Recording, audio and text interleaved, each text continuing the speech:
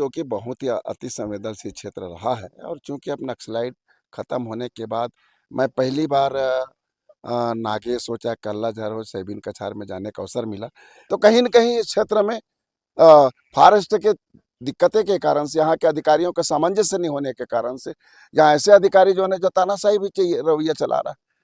सब लोग हाहाकार मचे रहे। छोटे से लकड़ी के लिए लोग बाग को जेल की सलाखों के पीछे डाल रहे हैं। लाखों लाखों यहाँ पेड़ काटे जा रहे हैं जन विभाग से, जंगल विभाग के अधिकारियों के द्वारा। उसका कौन देखरेख करेगा? ऐसे अधिकारी आंख मूंद करके आप आंख में पट्टी बांधे हुए हैं और तानाशाही रवैया चल रहा है।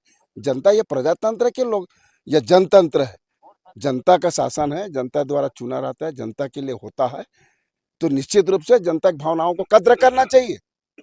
आज लोग बाग इतना आतंकित हो गए हैं उस अधिकारी के तहत।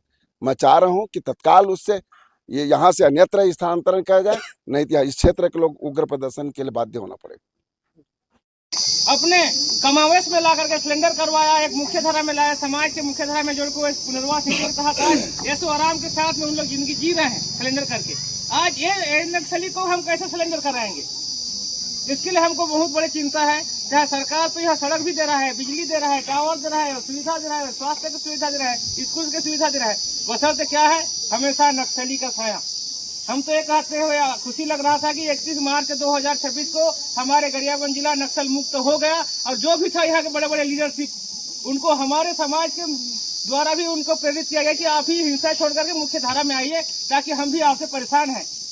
अब बेचारे लोग बात मान के चले गए, लेकिन आज जो यहाँ का मेन कार्यकर्ता है, वो यहाँ का मेन उदंती सीता नदी टाइगर रिजर्व का जो कमांडर है, उनका गाइडलाइन यहाँ पर हमेशा, चाहे सड़क के बारे में हो, चाहे कुआं के बारे में हो, चाहे रेती के लिए हो, चाहे लकड़ी के लिए हो, चाहे जलाओ के लिए, ये सब हमारा जो 17 गांव में आए दिन हाहाकार हो रहा है। एक समय तो इसको कोर एरिया के नाम से बहुत संवेदनशील बोला जाता था, लेकिन आज जो बफर एरिया भी बनाया हुआ था, चाहे अपन राजापाड़ा क्षेत्र में जाके देखे, चाहे मुर्गेल मार्ग के क्षेत्र में जाए, चाहे बनवापाड़ा क्षेत्र में जाए, चाहे कुल्हाड़ी घाट के क्षेत्र में जाए, आए दिन यहाँ के लोगों को झूठा वन अपराधों में फंसा करके गलत तरीका से षड्यंत्र पूर्वक जेल में ठूसा जा रहा है। देखिए सामान्य 2 दिन के पहले की बात है, उड़ीसा के लोग मछली पकड़ने के लिए, अपने आजीविका चलाने के लिए नदी में आए थे मछली पकड़ने के लिए। उसको यहाँ टाइगर के लिए जहर डाल के मारने का फिराक में घूम रहे करके 7 लोगों का आज लगा दिया गया है ना।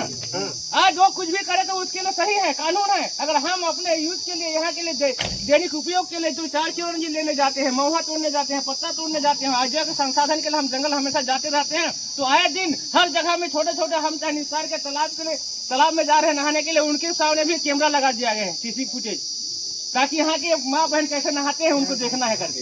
हम जहाँ पर लकड़ी जाते हैं वहाँ पर कैमरा लगा गया है। जहाँ पर हमारा बेटी बहू दतन तोड़ने जाते हैं, शौच के लिए जाते हैं, उस जगह पर कैमरा लगा गया है। हम वन विभाग से ही दावा करते हैं, यही चैलेंज करते हैं कि हकीकत में कैमरा का जानवर करने के लिए लगाया हो कि यहाँ के लोगों की गतिविधि को अपनाने के लिए लगाया हो। सामान्य में तो ज्यादा कुछ नहीं बोलूंगा। सबसे ज्यादा समस्या आज नक्सली तो खत्म हो गया, लेकिन पुनः दूसरा बार ये नक्सली जन्म ले चुका है। इसके लिए हथियार पकड़ना है कि संघर्ष करना है, आप ही से हम गाइडलाइन चाहते हैं। इतना कहते हुए मैं अपने वाणी को यहाँ विराम करता हूँ, ताकि आप समस्या को भली भांति जान सकें। जय हिंद, जय भारत, जय छत्तीसगढ़। जो कि बहुत ही अति संवेदनशील क्षेत्र रहा है। और चूंकि अब नक्सलाइट खत्म होने के बाद मैं पहली बार नागेश हो चाहे कल्लाझर हो सैबिन कछार में जाने का अवसर मिला। इसके पहले मैंने 2014 में जो क्रिकेट प्रतियोगिता में सैबिन कछार जाने का अवसर मिला था। बहुत ही दुर्गम क्षेत्र है, चूँकि वहाँ का आने जाने का साधन नहीं है, बिजली की समस्या बनी हुई है, टाइगर रिजर्व क्षेत्र है, लोगों की इतनी परेशानी है कि आज अंधेरे में जीने के लिए मजबूर है। नाम मात्र का सौर ऊर्जा है, लेकिन सौर ऊर्जा महज 1-2 घंटा चलती है। कई बार इस मामला को सदन में से लेकर के सड़क तक हमारे लोगों ने उठा रहा है। मैं खुद सदन में 2 बार सदन में बात किया हूँ, लेकिन आज पर्यंत तक ज्यों का त्यों बनी हुई है। मैं आपके चैनल के माध्यम से सरकार के, प्रशासन के और तमाम ये विष्णुदेव डबल इंजन की सरकार को बताना चाहता हूँ कि आज जब चांद में बस रहे हैं लोग बाग, वो मूलभूत सुविधा से भटक रहे हैं, आज भी तरस रहे हैं। वहाँ सैबिन कछार जो कि वहाँ का आश्रमशाला है, वो आश्रमशाला को पुनः सैबिन कछार में लाया जाए, क्योंकि छोटे छोटे बच्चे हो इंदा गाँव में जो आश्रमशाला वहाँ तक नहीं जा सकते। सब लोगों का मांग आज प्राथमिकता में हुआ है। वहाँ पे जो आश्रमशाला, बालिका आश्रमशाला तत्काल वहाँ पे सैबिन कछार में खोला जाए। साथ ही साथ जो बिजली की समस्या निरंतर बनी हुई है, इस वनांचल क्षेत्र से, इस टाइगर रिजर्व क्षेत्र से देवभोग के क्षेत्र दूर जैसे क्षेत्र में यहाँ से गुजर के लाइन जा रही है, लेकिन यहाँ लोग बाग देखने के लिए, उस लाइन को देखने के लिए तरस रहे हैं। ये क्या विडंबना है। हम आपके चैनल के माध्यम से सरकार से अवगत कराते हैं कि तत्काल बिजली की, शिक्षा की, स्वास्थ्य की तो लचर व्यवस्था है। मैंने गया था करलाग जल में, तो वहाँ एनएमए का पोस्ट है, दोनों कार्यरत मिले, लेकिन मूलभूत सुविधा नहीं है। लोग बाग 15 से 20 किलोमीटर उरमाल और कभी कभी 30 किलोमीटर उरमाल में डिलीवरी कराने जाते हैं। मैं तत्काल वहाँ पे पहुँच करके, जो सीएमओचओ है वहाँ गरियाबंद जिला मुख्यालय को, उसको तत्काल मैंने फ़ोन किया। उन्होंने 5 दिन के अंदर में आकर के समुचित व्यवस्था को ठीक करने की बात कही है। साथ ही साथ जो वार्डन जो इंदा गांव में संचालित है, वहाँ पे जो आश्रम है, उसको भी सहायक संचालक पटेल से भी बात किया कि इस संबंध पर उच्च अधिकारी से बात करके तत्काल 2 महीने के अंदर उस आश्रमशाला को सहीबीन कछार में लाया जाए।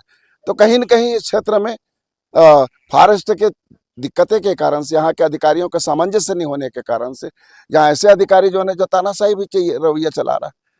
सब लोग हाहाकार मचे रहे। छोटे से लकड़ी के लिए लोग बाग को जेल की सलाखों के पीछे डाल रहे हैं। लाखों यहाँ पेड़ काटे जा रहे हैं वन विभाग से, जंगल विभाग के अधिकारियों के द्वारा। उसका कौन देखरेख करेगा। ऐसे अधिकारी आंख मूंद करके आप आंख में पट्टी बांधे हुए हैं और तानाशाही रवैया चल रहा है। जनता ये प्रजातंत्र के लोग, ये जनतंत्र है, जनता का शासन है, जनता द्वारा चुना रहता है, जनता के लिए होता है, तो निश्चित रूप से जनता की भावनाओं को कद्र करना चाहिए। आज लोग बाग इतना आतंकित हो गए हैं उस अधिकारी के तहत। मैं चाह रहा हूं कि तत्काल उससे ये यहाँ से अन्यत्र स्थानांतरण किया जाए, नहीं तो इस क्षेत्र के लोग उग्र प्रदर्शन के लिए बाध्य होना पड़ेगा।